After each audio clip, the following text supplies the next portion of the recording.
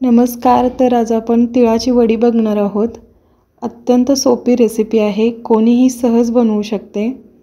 अगदी नवीन शिकत असाल तरीही पटकन जमून जाते अशी सगळ्यात सोपी पद्धत आहे. त्यामुळे व्हिडिओ शेवटपर्यंत नक्की बघा. तर इथे एका कढईमध्ये 1 वाटी तीळ घ्यायचे आहेत, पांढरे तीळ, आणि ते चांगले भाजून घ्यायचे आहेत. गॅस फास्ट ठेवायचा नाही, मीडियम किंवा लो ठेवायचा. चांगले खरपूस भाजून घ्यायचे. जर गॅस फास्ट ठेवला तर तीळ करपू शकतात, त्यामुळे आपण मीडियम गॅसवरच चांगले भाजून घ्यायचे आहेत. तीळ चांगले भाजले गेले तरच वडी खूप छान होते, खमंग होते, त्याची टेस्ट खूप छान लागते.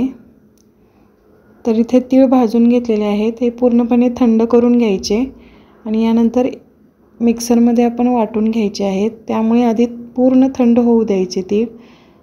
जर आपण तसेच मिक्सरमध्ये गरम गरम वाटले तर त्याला तेल सुटतं आणि चिकट होतं सगळं. त्यामुळे तीळ चांगले थंड होऊ द्यायचे.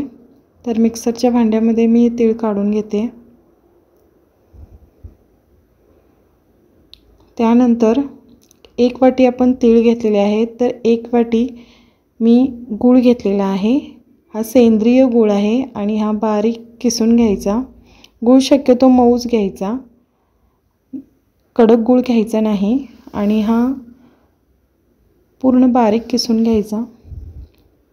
जर कडक गूळ असेल तर वडी व्यवस्थित बनणार नाही, त्यामुळे शक्यतो मऊ गूळ घ्यायचा.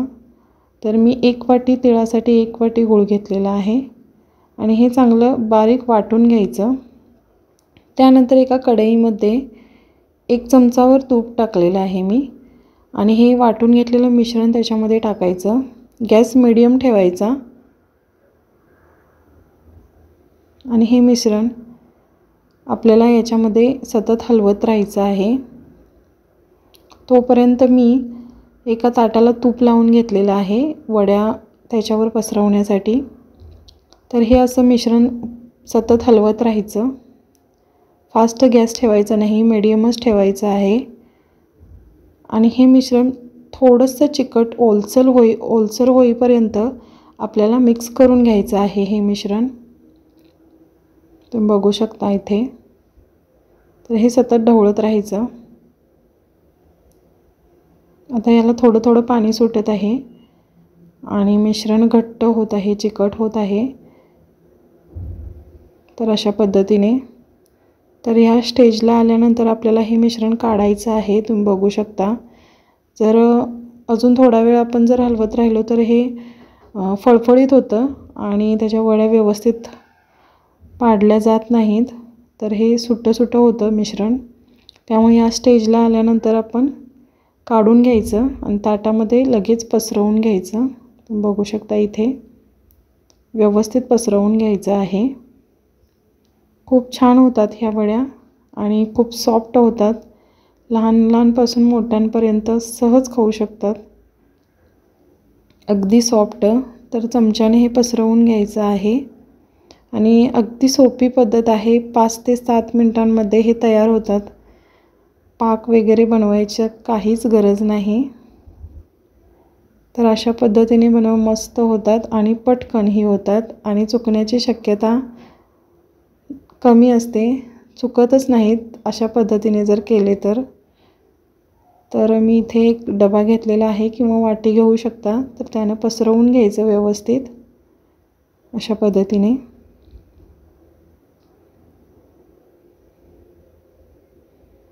बघू शकता. तर एक 2-3 मिनिटांनी थोडंसं थंड झाल्यानंतर आपण याच्या वड्या कट करून घेणार आहे चाकूने.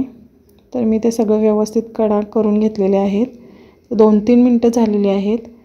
तर इथे मी कट करून घेते वड्या. तुम्ही बघू शकता किती मस्त सॉफ्ट झालेला आहे. जर पाक तयार करून बनवायचं झालं तर पाक चुकू शकतो किंवा कडक होऊ शकतो आणि अशा पद्धतीने जर बनवलं तर परफेक्ट होतात आणि चुकण्याची शक्यता पण कमी असते. तर अशा पद्धतीने तुम्ही बघू शकता किती मस्त वड्या पडत आहेत. तर हे कट करायचं आणि 15 ते 20-25 मिनटं ठेवून द्यायचं. थंड झाल्यानंतर आपण या वड्या काढणार आहोत. त्याआधी जर तुम्ही माझ्या चॅनलला सबस्क्राईब केलं नसेल तर प्लीज सबस्क्राईब करा आणि व्हिडिओ आवडला तर लाईक करा. तर इथे 15 ते 20 मिनटं झालेली आहेत. बघू शकता इथे मस्त असं मिश्रण आपलं सुकलेलं आहे. वड्या सुकलेल्या आहेत. तर मी तुम्हाला काढून दाखवते. बघू शकता किती मस्त पटकन निघत आहेत.